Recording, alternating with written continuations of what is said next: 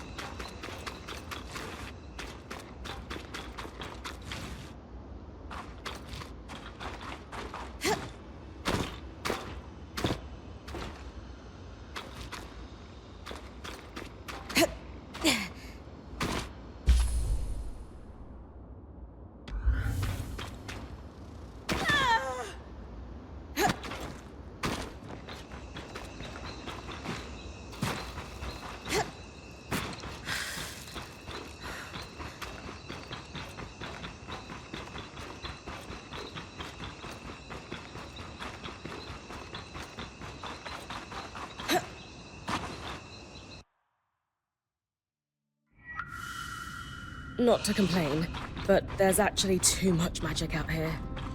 Like a thick fog when it really settles in.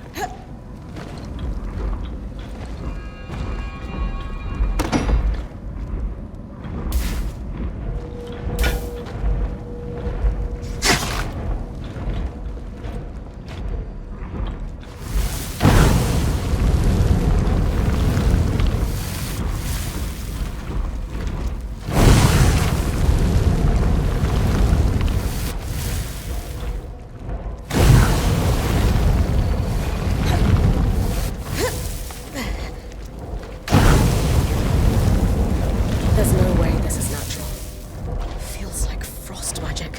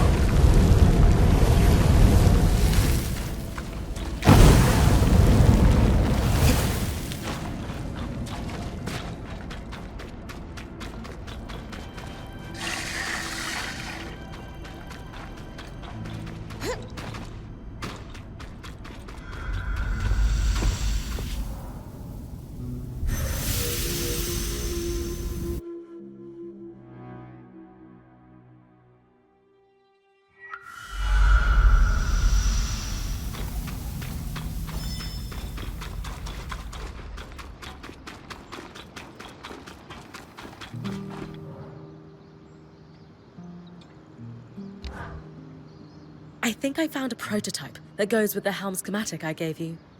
Yes! These markings in the metal are vents? A signature of the Tarmakine style. Could we forge the helm now? Maybe. Give me a sec.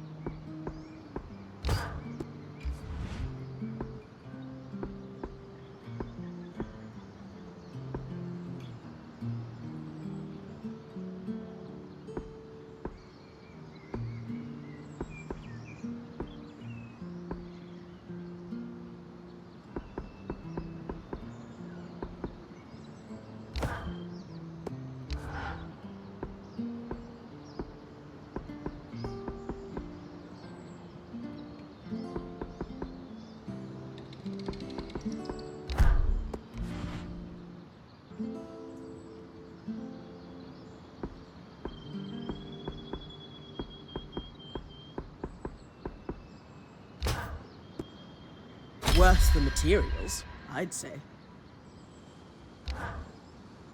The Tarmakine helm is beautiful, Solar.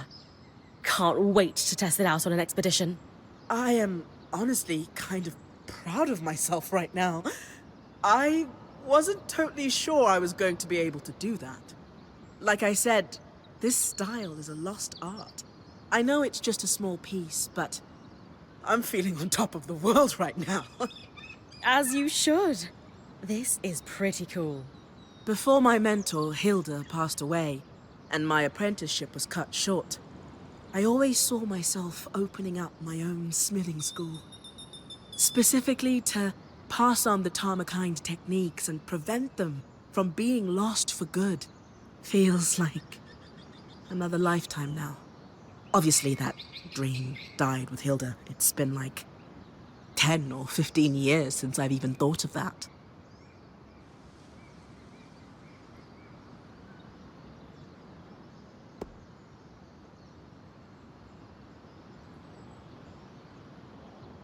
With that helm, you've brought Tarmakind back to life. This dream of yours looks far from dead where I'm standing. You're not entirely wrong. I guess I just haven't considered having my own smithing school in a long time. You can do anything you set your mind to, Solar. You're right. I'm pretty awesome like that. That's the spirit. This has all given me a lot to think about.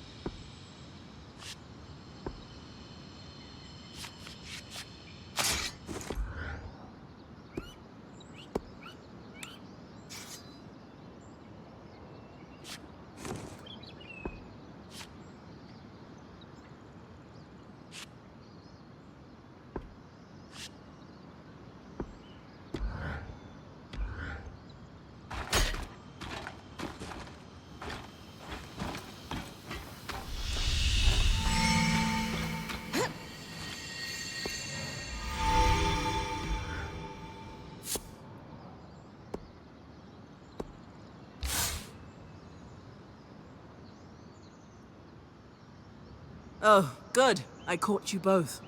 We are thoroughly caught, love. I can't stop thinking about the Tarmakind helm we forged, Bryn.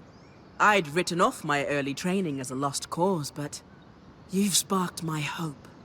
We'll search high and low, Solar. To think of it. Traveling the world, sharing knowledge of a lost style of armorcraft. Yes. I suppose. Oh, I just need to tend to the forge before it cools. Excuse me. Always so diligent about her forge.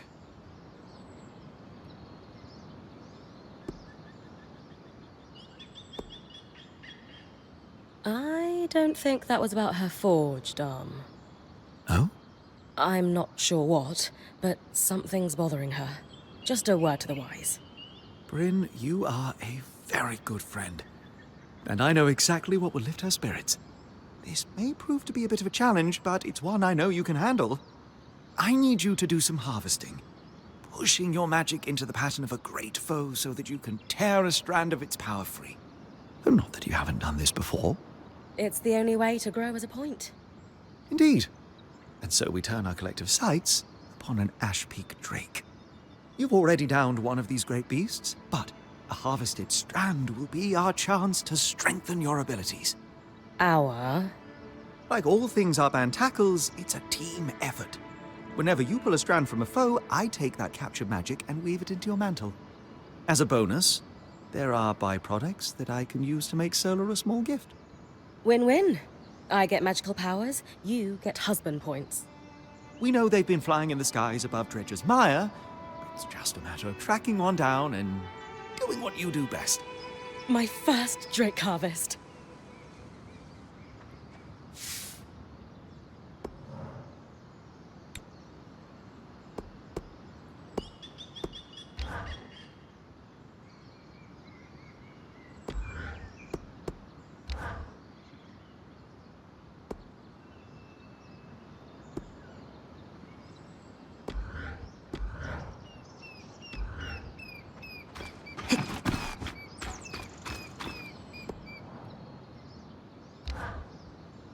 Glowing plants acquired and delivered.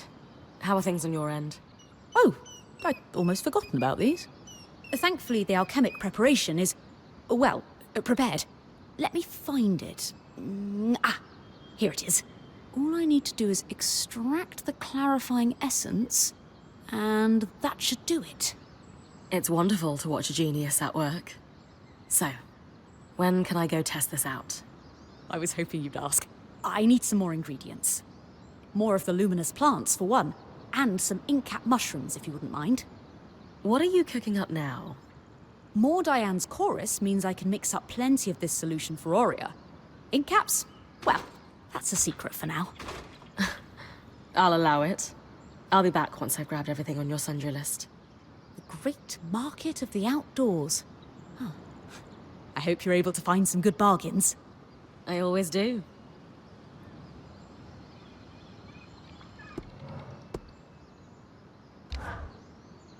Lane, any thoughts on why the mayor of Poldervale kept a key swatch to Denevron in his home? Not personally, but I do know what the Poldervale Watch suspected about it. Really? How? At the back of the logbook, those on watch would leave small notes for whoever was taking over the next shift. Most of it appears to be idle gossip, but apparently popular belief was that the mayor had a mistress on the side. Ah. A wife in Poldervale and a mistress in Denevron. Instantaneous travel would be necessary to not get caught. Goodness.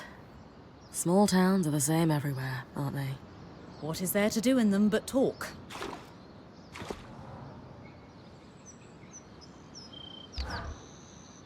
Sev mentioned something about Udea using aeroliths, like Taza.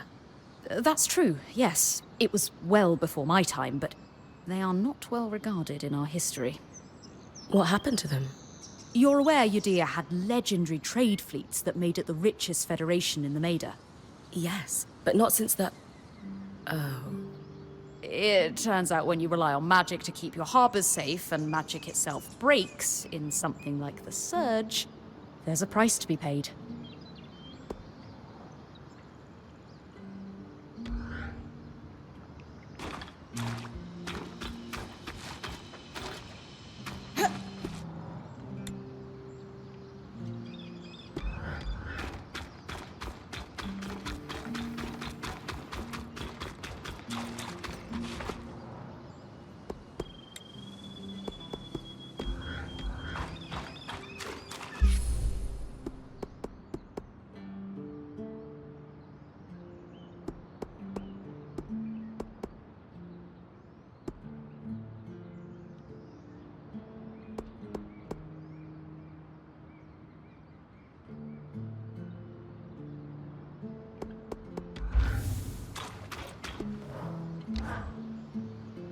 So, Sola explained to me that she can forge new gear with the resources I bring back from expeditions. But did you want to take a cut of my finds before I hand materials over to her?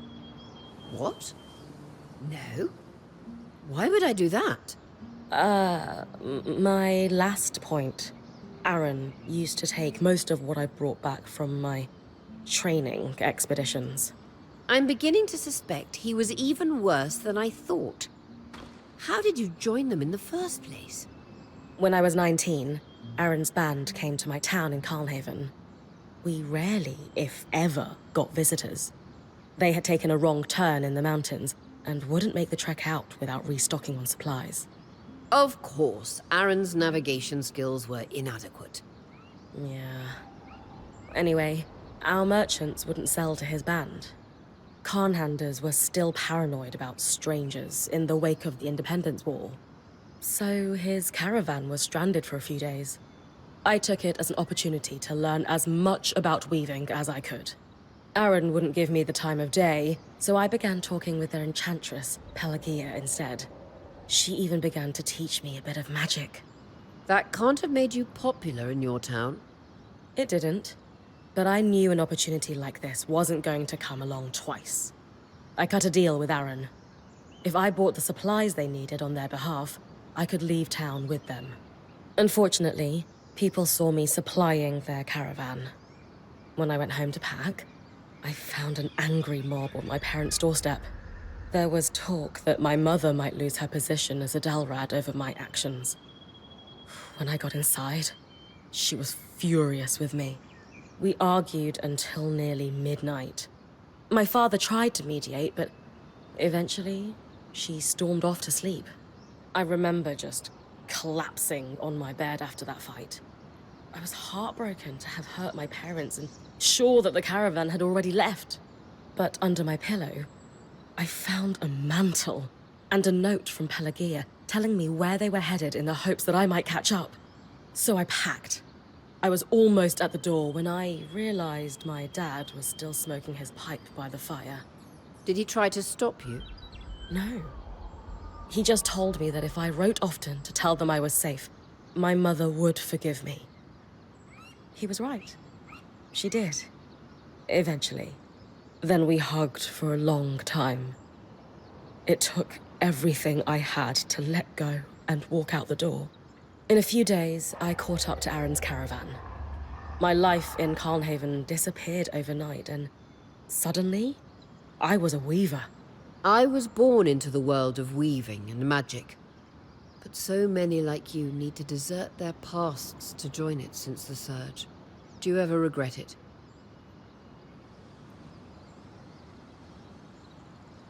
It might sound cold, but no.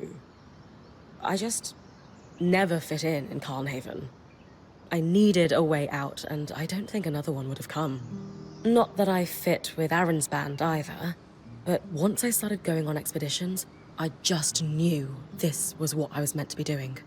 However rocky, the road did lead you to us in the end. Exactly. Ever since my last night in Carlhaven, I've just kept my eyes on the horizon. My mother always said all we can do is learn from the past, not hold on to it. Everything you went through with Aaron will make sense someday. I'm sure there's more of him to tell, but for now, thanks for sharing.